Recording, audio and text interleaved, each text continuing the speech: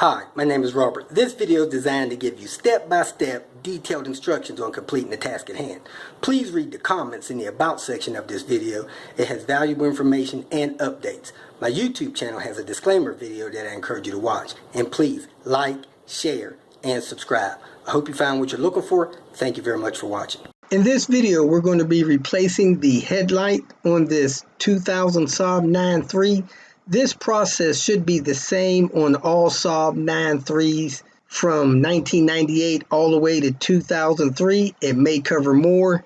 When you replace the headlight, you also have to pop the grill off, which takes about 2 seconds, and remove the corner light, which takes about 10 seconds. So you're going to be removing the grill, the headlight, and the corner marker light. The only tool you'll need to do this is a T25 Torx screwdriver. First thing we're going to do is open up the hood. It looks like this grill is broke, the corner of it.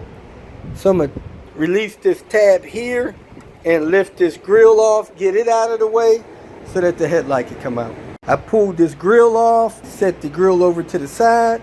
Next I'm going to reach in there with a T25, take that loose, see if that'll slide out. That's the screw that holds this corner light in. You don't have to screw it all the way out, just a couple of turns so that it could unhook from it. If you screw it all the way out, you might drop it down in the bottom of the car. Then take these two loose. They look like T25 as well. With that one screw out, you kind of massage the light out and disconnect the two plugs. Push that tab there, push the two tabs on that side, unplug that, get it out of the way. Next, take these two out. To get the headlight out, you remove this screw, and then a T25 down there on the side. After you massage that light out, you got to plug there. You got to disconnect, kind of like an O2 sensor plug. And that looks like the only harness connecting this in.